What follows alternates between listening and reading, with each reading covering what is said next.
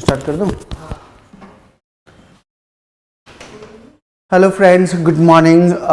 This is the next series in the Polity Prelims support programs in Polity. Now today we will discuss few topic, of course, to help you to solve the question in Prelims 2024.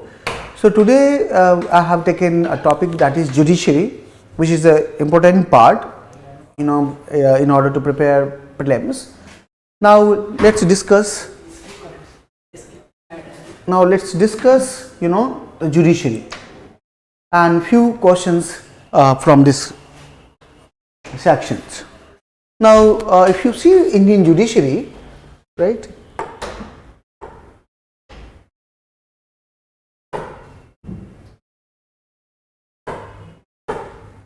If you look at Indian judiciary, right? Judiciary is independent and integrated. Judiciary is independent and integrated. Now, why? What is the meaning of independent? Independent means Indian judiciary is independent from executive as well as from legislature. So, if you look at, if judiciary is an independent institution, it is independent from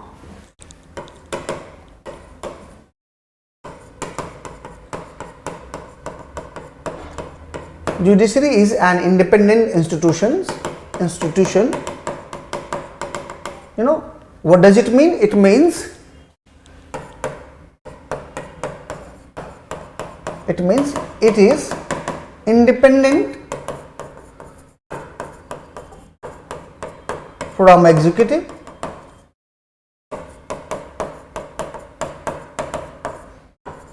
as well as from judiciary. From executive, from legislature. Sorry.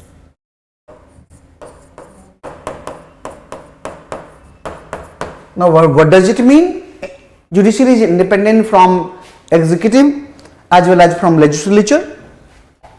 Now, judiciary shall not follow the direction of the executive, right? Judiciary shall not follow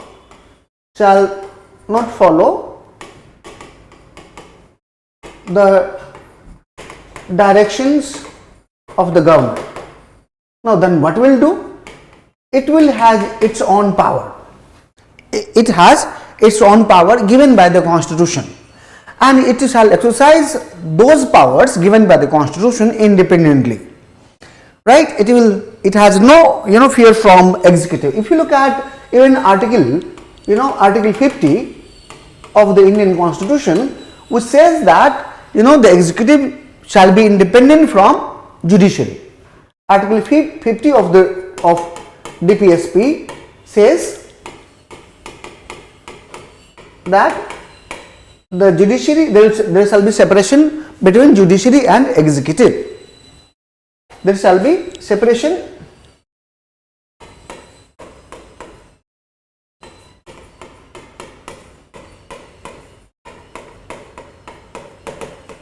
of power between executive and judiciary. That is DPSP's Article 50 says.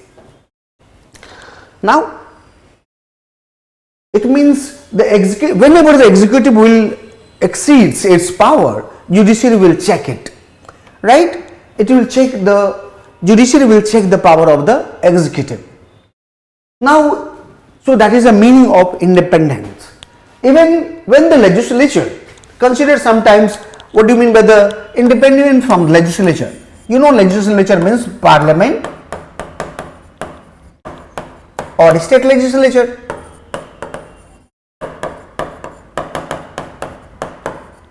That is the parliament at the union level and state legislature at state level. These are the two prominent legislature, and judiciary is independent from this also.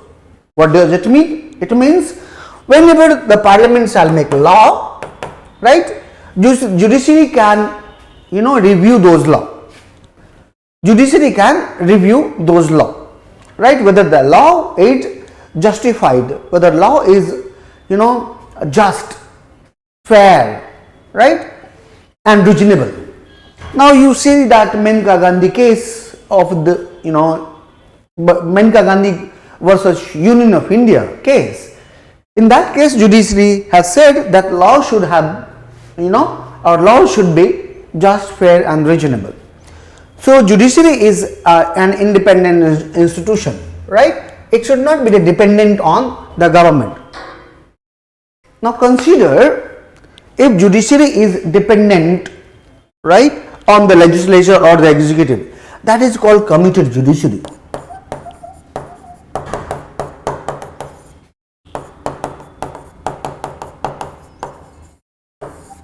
That is called committed judiciary. And India has, no committed judiciary. India has independent judiciary.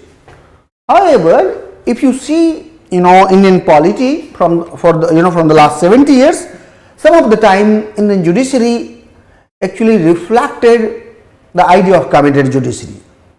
Now let me give you two examples where when Indian judiciary actually made a reflect, right, that it is a committed judiciary. One example is ADM Jabalpur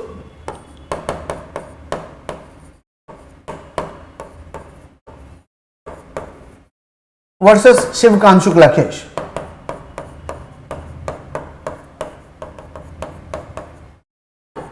Now this is very old case during the emergency, the ADM Jabalpur versus Shivkant Shukla case. Now in this case what happened, the Indian judiciary actually justified the executive authority over right to life. Now in this case Supreme Court justified the government authority to right to life, but if you know that right to life even is protected even during emergency. But what happened in 1976, government issued an ordinance, and that ordinance actually not allowed individual to reach to Supreme Court or the High Court in case of violation of right to life. Now when that ordinance was challenged in the court, Supreme Court held that no, the individual has no right, ordinance is justified. During emergency, individual cannot reach to High Court or Supreme Court in case of the right to life violation, right? Individual have no right under Article 32 to reach to High Court to challenge the. So that was the ADM Jabalpur case. Now here you see Supreme Court is validating whatever the government made a law, right? That is called committed judiciary. When a judiciary agree with any dictum or direction given by the government, however that direction may not be the constitutional, that can be called as a committed judiciary. Secondly, if you look at the last year in 2022, when Supreme Court actually validated the that is called Prevention of Money Laundering Act, PMLA Act, right, Amendment Act 2022. Now PMLA, this is very much draconian law, right, and this law was actually challenged in the court, right, in Vijay Mandal Lal Chaudhary versus Union of India case. Vijay Mandal Lal Chaudhary versus Union of India case. Now in this case, if you look at in 2022, Supreme Court validated, Supreme Court justified the amendment to the PMLA Act in 2022. Basically, this law, is a very draconian law. it does not actually protect, it does not respect Article 21, right. Now in that case Supreme Court called as a committed judiciary, right. Now so if you look at the Indian polity, largely Indian judiciary is independent. However, sometimes Indian judiciary actually shown faith or shown agreed or concurrence with the executive. Anyway, now what do you mean by integrated judiciary, right? What do you mean by integrated judiciary? Now if you look at integrated judiciary refers to that the Indian judiciary is interconnected, right? Their structure is like a pyramid. Their structure is like a pyramid, right? At the top, Supreme Court. Below the Supreme Court, there is a High Court. Below the High Court, there is a District Court. Below the District Court, there is a Subdivisional Court.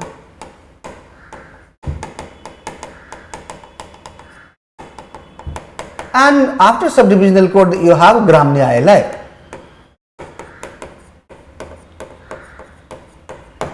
Gram Nyayalaya. Now Supreme Court is a highest court of appeal. Supreme Court is a highest court of appeal. Now if you look at before independence, Supreme Court was not the highest court of appeal. The highest court of appeal was Privy Council, located in Britain. Now we have actually reform, we have actually established an independent and integrated judiciary, right. So now look at, that is a basic background about the Indian judiciary. Let me talk about the strength. If you look at, there is a one Supreme Court located in Delhi. Supreme Court is located in Delhi. Now if you look at High Court, there are 20 High Court. If you look at, there are 20 High Court, mostly located in the capital city of that state, like in Bihar, Patna, right, in Maharashtra, Mumbai, in Karnataka, Bangalore, right. So but in UP you can see that in Allahabad, not in Lucknow, but there is a Lucknow branch of the High Court. So there are 20 High Court and basically located in capital of state.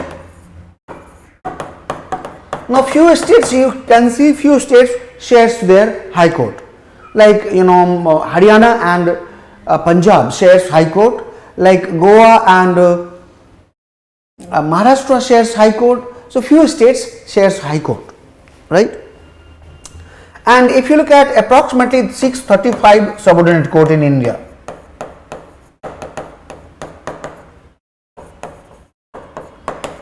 There are 635 subordinate courts in India, right, which look after the matter, matter of district. Now, if you look at how district court, the judges are appointed. How judges are appointed? If you see judges, the judges are appointed actually by the President of India. If you look at appointment of judges, if you look at the Constitution says President of India. Who? The President of India. India basically appoints judges with consultation of, or after consultation,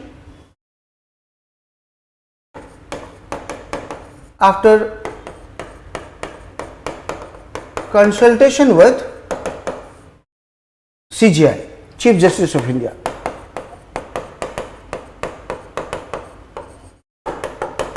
This is the article which says about this. Who appoints it? The President of India, and after consultation with Chief Justice of India, right. So this is a method of appointment. Now if you look at appointment has become so much controversial in Indian polity. Appointment of judges. Why is it so? Appointment of judges had been so most controversial in Indian polity. Since 1980s, if you look at, it has become controversial, otherwise it was not so much controversial before. Now what happened, if you look at the Supreme Court judges was appointed, with some convention, some tradition, and tradition was the senior most judges were given preferences over the junior. Now in 1973, first time Indira Gandhi appointed A.N. Ray and escaped 3 senior most judges, right? So the 4th junior, in rank, 4th judges, elevated to the Chief Justice of India, and 3 most senior judges bypassed. Then what happened? 3 most senior judges actually resigned from the post, and right. Secondly, again Indira Gandhi appointed M.H. Bagh by skipping 2 most senior judges, right, in 1976. Now if you look at that what happened, this was challenged in the Supreme Court. This kind of appointment was challenged in the Supreme Court, and right, and that case was heard in 1983, right. And in that 1983 Supreme Court held that the President of India appoints judges after consultation with the Chief Justice of India. It means when the President appoints Chief Judges with the consultation of the Chief Justice of India, here the consultation means mere advice, mere consultation, and his advice is not actually binding on the President, right, binding on the President. Now if you look at in 1983, there was a strong government headed by Indira Gandhi, and Supreme Court had taken position, right, what the government had its own position. This is called first judge's case. This is called first judge's case, and that held in 1983, where Supreme Court actually held that the consultation with the Chief Justice of India refers to a mere, advice of the Chief Justice of India, and that advice is not binding on the President, right. Now let me tell you, this case was challenged again, right, and just after 10 years in 1993, you can see that Supreme Court held another landmark judgment, that is called second judge's case. In this case, Supreme Court held that the word consultation with Chief Justice of India means concurrence. The word consultation with Chief Justice of India means concurrence. What does it mean? Whatever the Chief Justice of India will advise to the President, that advice will be binding on him. Now further Supreme Court held that the President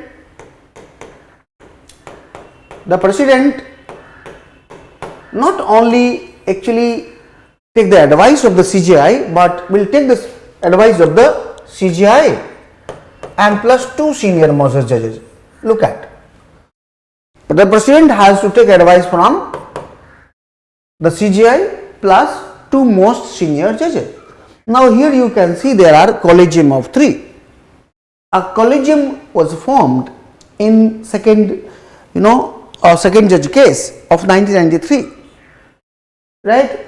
Now if you look at this case was again heard by the Supreme Court in 1998, right, that was called third judge's case.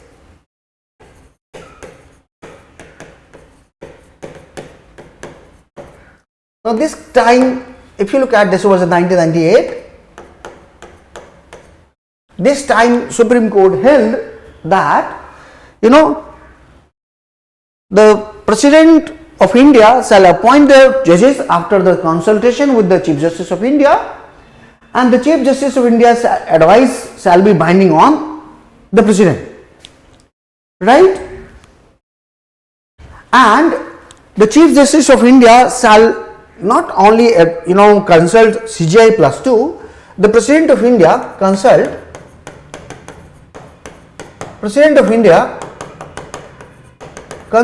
CGI plus 4 most senior judges. Now if you look at the third judge's case, basically repeated the second judge's case, and it is properly established a collegium system that still persists for the appointment of judges in the Supreme Court. Now Supreme Court has created collegium system properly.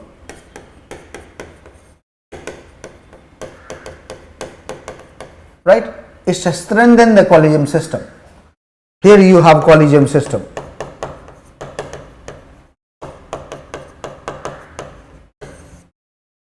Right? Now Supreme Court had become, an institution who were judging themselves. India had become a country where judges were judging themselves. Right? It has created an empire within an empire. Right? If you took the judiciary as an empire, it has created an empire of 5.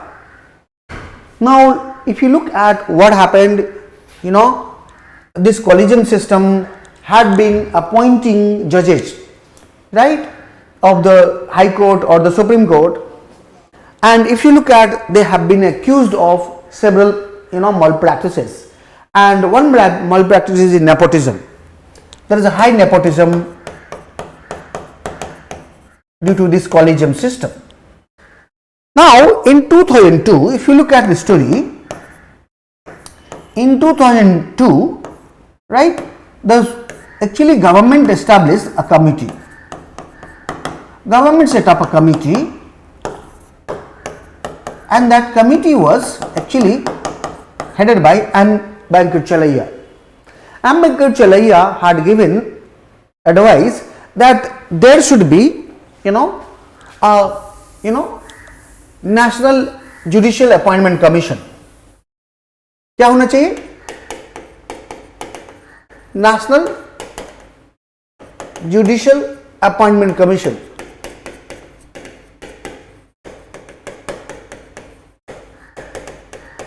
Right? Consisting of CGI plus 2 senior most judges plus law minister, right, law minister and 2 eminent judges, 2 eminent jurists, right. This should be the composition of the National Judicial Appointment Commission, and now they will select, right, they will select a list, right, and from that list President shall appoint the judges, right. So they will actually select they will select a few names, and apart from that list the President shall appoint. President shall appoint from this list, and this list was prepared by National Judicial Appointment Commission. Now if you look at, that was a recommendation, but that recommendation was actually implemented in 2015. What happened in 2015?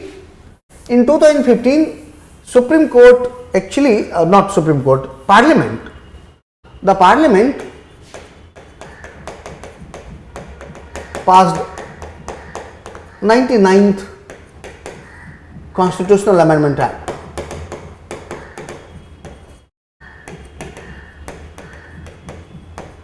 Amendment Act. If you look at this Constitutional Amendment Act, now, and it also passed National Judicial Appointment Commission, National Judicial Appointment Commission Act.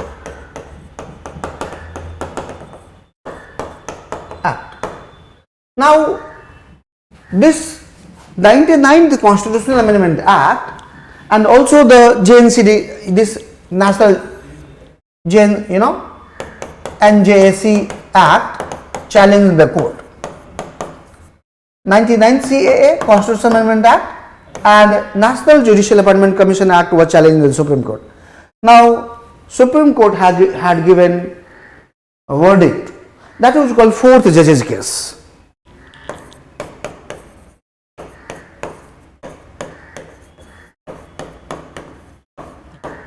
(2015). What happened here in this fourth judge's case? Supreme Court invalidated National Judicial Appointment Act. Supreme Court invalidated 99th Constitutional Amendment Act, and it held that this is ultra vires to the Constitution. 99th Constitutional Amendment Act and National Judicial Appointment Commission Act both are ultra vires to the Constitution, basically because it violates the independence of the judiciary, and independence of judiciary is a basic structure of the Indian Constitution, and basic structure cannot be violated by the Parliament by Amendment Act, right? So independence of judiciary cannot be violated. Now, if you look at the collegium system still persists in India, where judges are recruiting judge, right?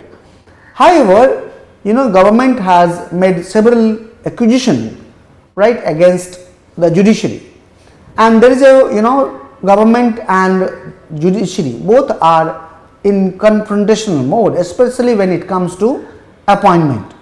Government wants their own control on the appointment. Now judiciary wants their own control, right? But both are not wrong, both are not right, both are wrong in their own way. The executive, the government should not take the appointment in its own control so that it can manipulate judiciary. At the same time, judiciary has to make transparent and very much transparent recruitment. Anyway, so that we have seen appointment, right? Now the later we will discuss the basic things later on. Let's see the question and then we'll move ahead. The first question: in the context of Supreme Court of India, consider the following statements. The Chief Justice is appointed by the President of India, correct? It is the apex court of India, yes, it is apex court, it is the highest court. Now it has exclusive power over interstate dispute. Over interstate disputes, yeah, because it is a legal matter. So in it is legal matter, right? So it can resolve the, right? So if you look at 1, 2, 3, D would be the correct answer. Now let's see the next question. With reference to the Chief Justice of India, consider the following statements. Right? Now first, he should be citizen of India. Now second, he should not be less than 35 years of age. He should be a distinguished jurist in the opinion of the President. Right? Less than 35 years of age, actually it is not mentioned, right, by the court, right? So 1 and 3 would be the correct answer. 1 and 3. So 1 and 3, B would be the correct answer, right? Because age is not required, right? Maximum age is defined. The Supreme Court judges can be till the 65 years of age, right? Now look at question number 3. Which one of the following statements is not correct about the Supreme Court? Not correct. It is a highest court of appeal, it is correct. It has power to review its own previous judgment, yes, it can review. Look at the Bilki Bano case where Supreme Court has reviewed its own judgment.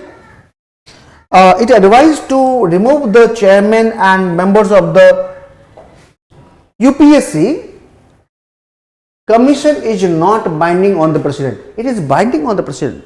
Let me tell you, if Supreme Court had given to scrutinize the removal of the UPSC members, and if Supreme Court given some direction regarding removal of the UPSC, whether to remove or not to remove, that decision on the President is binding, right? So here it is binding. It decides disputes regarding election of the, it is does.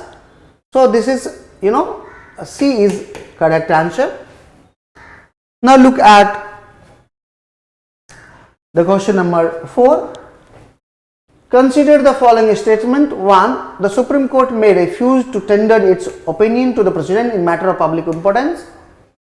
The Supreme Court may refuse to tender its opinion to the President in matter of it is mandatory for the Supreme Court to give advice to the President of India regarding covenant. Yeah, regarding any agreement, the Supreme Court can give advice to the President of India. Now, in terms of matter of public importance, it may refuse, right? For example, any question, any advice President has taken on the matter of political. Now, Supreme Court say, okay, you just actually resolve by your own way, because political issues cannot be intervened by judiciary. So if you look at the first can be correct and it may be material. Yeah, second is correct. Both are correct. So C would be the correct answer. Right? Now look at question number 5th. Consider the following statement. Look at the first statement. First, the Supreme Court of India may grant a special leave to appeal from any judgment by any tribunal constituted by the armed forces. Supreme Court may grant a special leave to appeal from any judgment by any tribunal constituted by armed forces. From any tribunal, Supreme Court may grant to file a special leave petition.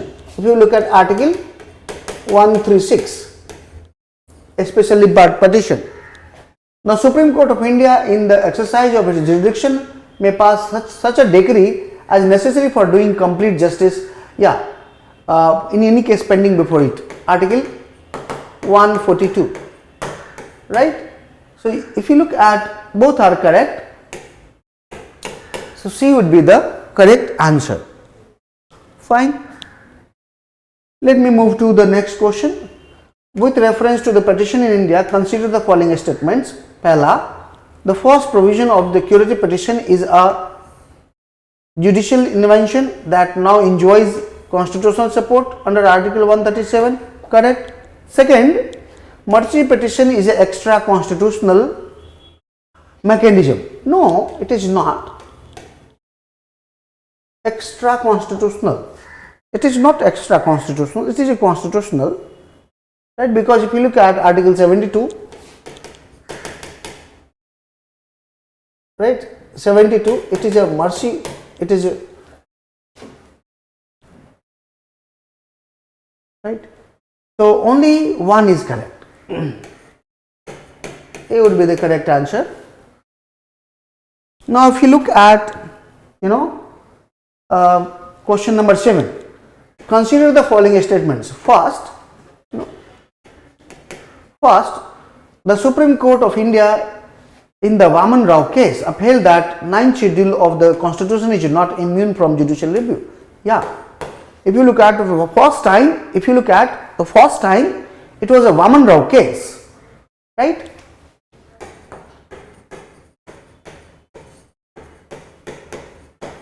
Right. The Supreme Court held that 9th schedule, the 9th schedule, I hope you 9th schedule. Basically, 9th schedule was formed by the First Amendment Act. First Constitutional Amendment Act actually framed a 9th schedule, and any item enlisted in the 9th schedule, entered in the 9th schedule, is immune from judiciary. Now, in the Vaman Rao case, Supreme Court held that right? Any matter which has been put in the 9th schedule is not immune from 9th schedule. Let me tell you, that was repeated by judiciary in IR Kelo case, right? 2007, right?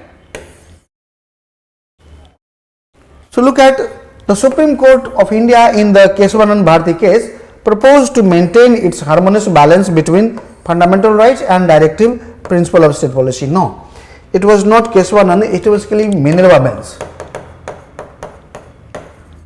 Minerva Mills. That was the case where the Supreme Court held that there should be harmony between the between the DPSP and the fundamental right. So look at the question.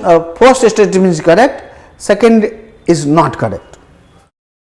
So here first statement will be correct, A would be the correct answer. Look at the next question. Which one of the following statement is not correct about contempt of court? Now what is contempt of court?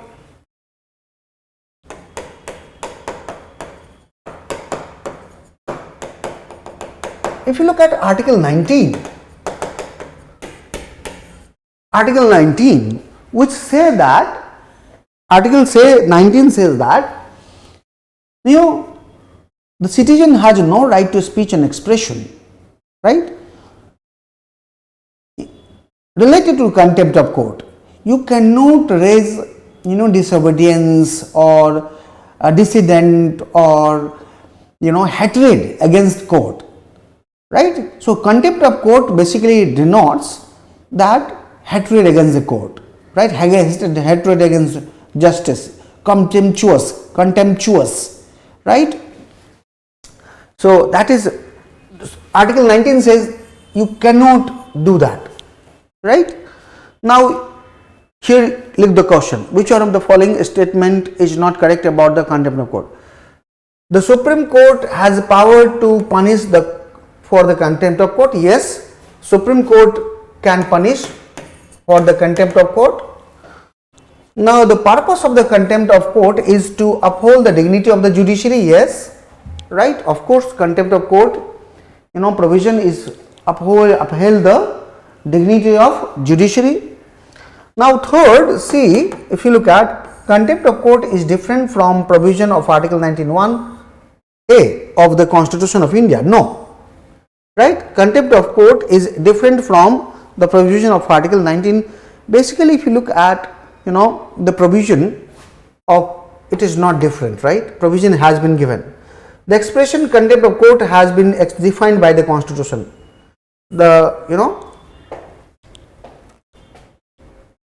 So it is not correct, right? The contempt of court has not been, right?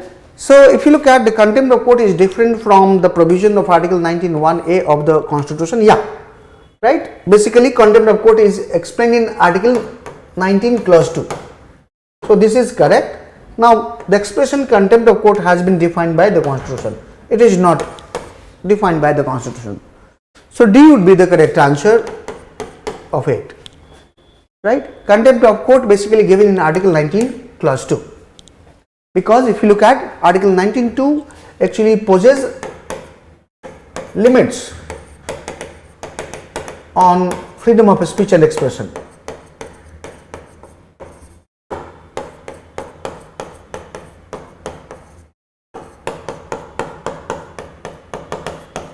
Article 19 clause 2 poses freedom of speech and expression, right? That is on Article 19 clause 1(a). Now see next question. Consider the following statement. The Supreme Court of India may in its discretion grant a special petition from any judges or any tribunal. Yeah, it is correct. The Supreme Court of India in the exercise of jurisdiction may pass such a decree or necessary for the. Yeah, it is also correct. Right. So both are correct. Now if you look at the Supreme Court has original jurisdiction in which of the following disputes? Recovery of damage by the state against the center, interstate water dispute, matter referred to the finance commission, dispute between two or more states. You can see that dispute between two or more states, right? Now look at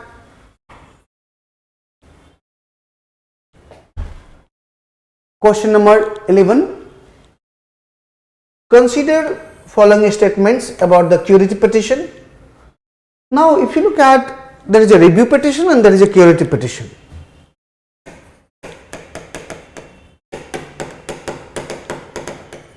There is a review petition and there is a curative petition.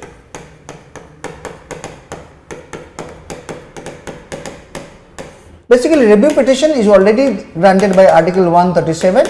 Curative petition is not mentioned, but yes, if you look at the constitutional basis is Article 137 only for the curative petition, right?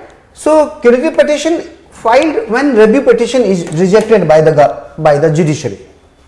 For example, in case of Bilki Banu, you see that the Supreme Court has given some judgment that went against Bilki Banu. Now that was actually reviewed. Under review petition, there was a case was again filed. Now in review petition, Supreme Court again held, and if you know that judgment went in favor of Bilki Banu. Now, but consider the Supreme Court would have been given the judgment not in favor of Bilki Banu but in favor of the 11th convict, in case Bilki Banu case. Now again, what was the procedures? Now that was filed in the curative petition, right? So if you look at a curative petition may be filed after the review petition plea against the final conviction is dismissed. That is correct. A curative petition can be entertained if the petitioners establishes there was a violation of principle of natural justice. Yeah, it is correct, right? If you look at natural justice, right? Principles of natural justice, it is a big idea. Principles of natural justice, right? There was a natural justice was not done. So if you look at both are correct, we have seen, and in this case C is a right answer. Let me move to the next question. Which one of the following statement is not correct about the collegium system for appointment of judges in the Supreme Court? Now it is headed by the Chief Justice of India. Collegium system, yeah, it was a CGI plus 4 as we have discussed in very length. So it is not mentioned in the Constitution. No, see, it is correct. Collegium system is not mentioned in the Constitution. It is an invention by the Indian judiciary. Indian judiciary has invented it, created it. Now it was introduced in the 4th judge's case. No, it was introduced in 2nd judge's case, and that further strengthened by 3rd judge's case, right? So these are the 2 judges case where the collegium system first introduced in 2nd judge's case, and it was strengthened by the 2nd judge's case. Fine. It is recommendation can either be accepted or rejected by the government, Recommendation, yeah, it can be, right? So C would be the correct answer. C is the not correct answer. Which of the following statement is correct regarding the Law Commission of India? Law Commission.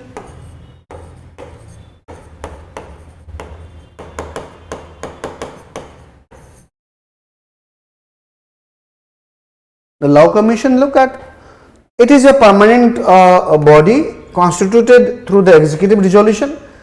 It is not. It is a permanent body created through executive resolution.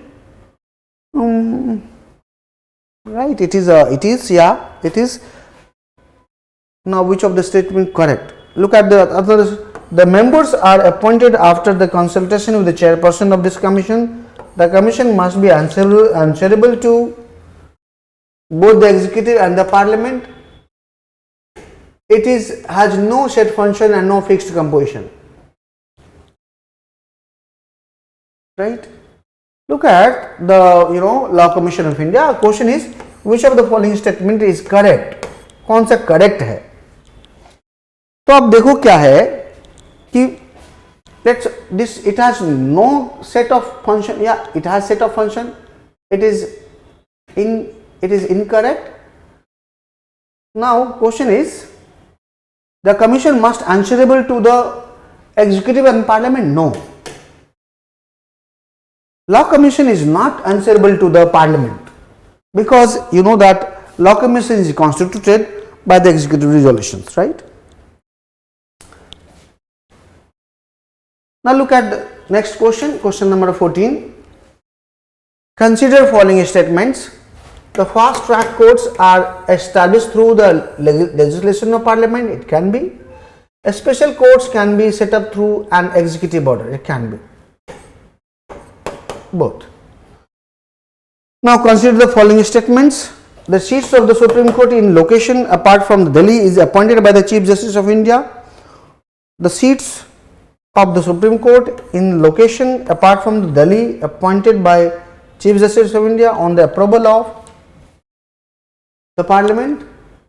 The Supreme Court has original jurisdiction only respect with the federal conflict between the central state. Second is correct.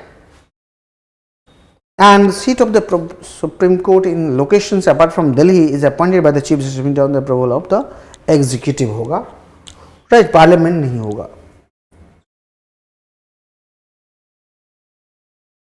right? So only two would be the answer. B would be the correct answer.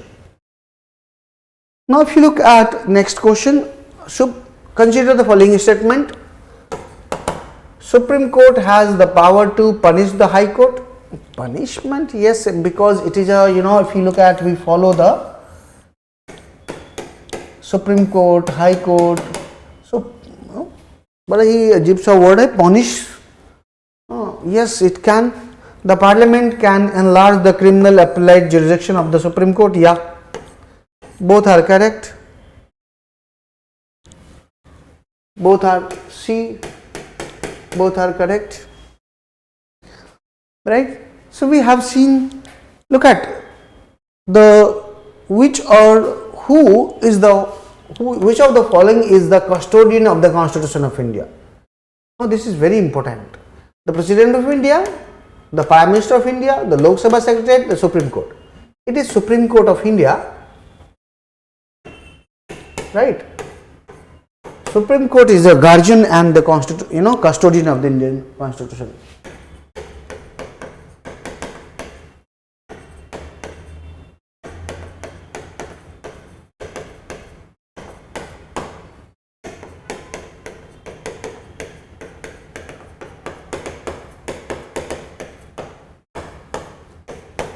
Guardian or custodian of Indian Constitution. Fine. That you can see. Now how we can establish it? Now for this we need to go to the debate of the Constituent Assembly. In the Constituent Assembly debate, the members of the Constituent Assembly accepted the fact that in liberal democracy we need to establish an independent judiciary. That independent judiciary can protect the rights of the people, rights of the citizen, right? Violated by the executive, violated by state, and we need to make an independent institution which can protect the Indian Constitution itself, right? Which can explain Indian Constitution. So if you look at Supreme Court is a final interpreter, final interpreter of the Constitution, right? And it is a custodian and guardian of the Indian Constitution, that you keep in mind, right? So D would be the correct answer. Now look at next question. Judicial review implies A.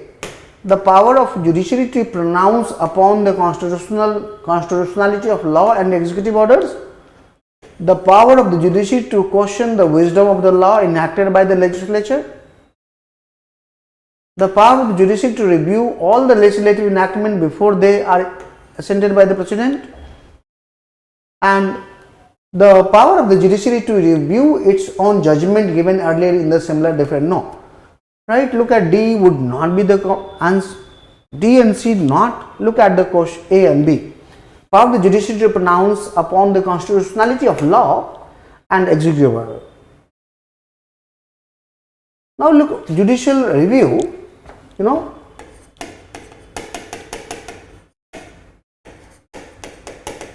basically this is a power of the Supreme Court or the High Court. Look at, it is a power of the High Court or Supreme Court to look into the constitutionality of law, right, or the constitutionality of any action taken by the executive. So basically judicial review is not mentioned in the Indian Constitution. Let me tell you, judicial review is not mentioned in the Indian Constitution, but right, there are several articles, right, which gives power to the judiciary to check the executive as well as the legislature, and it can react whenever the executive or the legislature go beyond the constitution, because in Indian polity constitution is supreme, right. So look at the judicial review is basically is power to check the constitutional validity,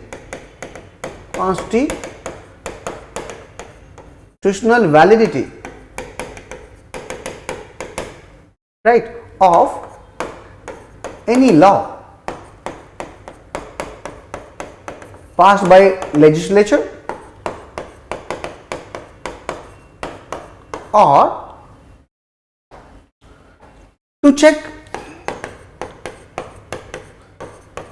any arbitrary authority or check any arbitrary executive.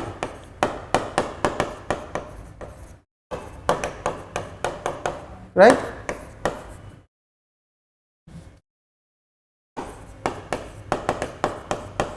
Arbitrary executive, because executive cannot go beyond the constitution, or the legislature cannot go beyond the constitution, right. Now let me give you an example, right.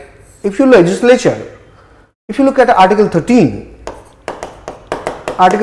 clause 2, which says that the parliament cannot make any law that violates fundamental rights given in the part 3 of the Indian Constitution. The legislature, the state cannot make any law that is contravention to the rights given in the part 3 of the Indian Constitution. And therefore if you look at legislature, that means parliament or the state legislature cannot make law which can violate fundamental rights. Now arbitrary executive, look at article 32. Now article 32 provides power to the Supreme Court. Not only power, but also it imposes obligation, moral duty of the Supreme Court to actually act right and protect the rights of the citizen. Article 32 is a right to constitutional remedies. If rights are violated by the executive, Supreme Court can hear writ petition, right, and through writ petition fundamental rights can be enforced, and you know that fundamental rights are enforceable. Right. So if you look at the Fine. So the first A would be the answer. So here judicial review implies the power of the judiciary to pronounce upon the constitutionality of law and executive order. Look at the next question. Consider the following statements, and the first statement is the 44th Amendment to the Constitution of India introduced an article placing the election of the Prime Minister beyond judicial review. No, it was actually 42nd Amendment Act of 1976. So the Supreme Court of India struck down the 99th Amendment to the Constitution of India as being violative of the independence of judiciary. Yeah, right. If you look at the 4 judges case, Supreme Court struck down the 99th Constitutional Amendment Act. So B would be the correct answer, right. Now look at the next question. Consider the following statements. Now first, the Constitution of India defines its basic structure in terms of federalism, secularism, fundamental rights and democracy. No, the Constitution does not define what is basic structure. Basically, it was basic structure doctrine. Basically, if you look at basic structure doctrine, the basic structure doctrine evolves in the Kesavanand Bharati case, right. It is an evolution in Kesavanand Bharati case 1973, where Supreme Court held that the Parliament has power under Article 368. If you know that, Article 368. Article 368 gives power to the Parliament to amend the Constitution, right. It gives power to the Parliament to amend the Constitution, but at the same time, if you look at Article 13, Clause 2, which restricts the Parliament to amend the Constitution when it violates the fundamental rights. Now, this entire debate was between these two, right? And the Supreme Court in Kesavanand Bharati case actually, talked about that the Parliament under Article 368 have power to amend any part of the Indian Constitution, including fundamental right and preamble, but it cannot violate the basic structure, the basic elementary things from the Constitution. So basically, what is basic structure? Let me tell you about the basic structure. Basic structure are not defined by the Supreme Court in one go.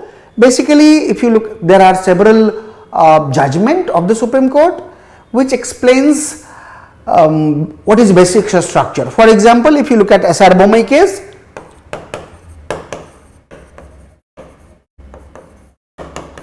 in SR Bommai case, Supreme Court held that secularism, federalism, democracy, these are all the fundamental, the basic principles of the Indian Constitution, which cannot be violated.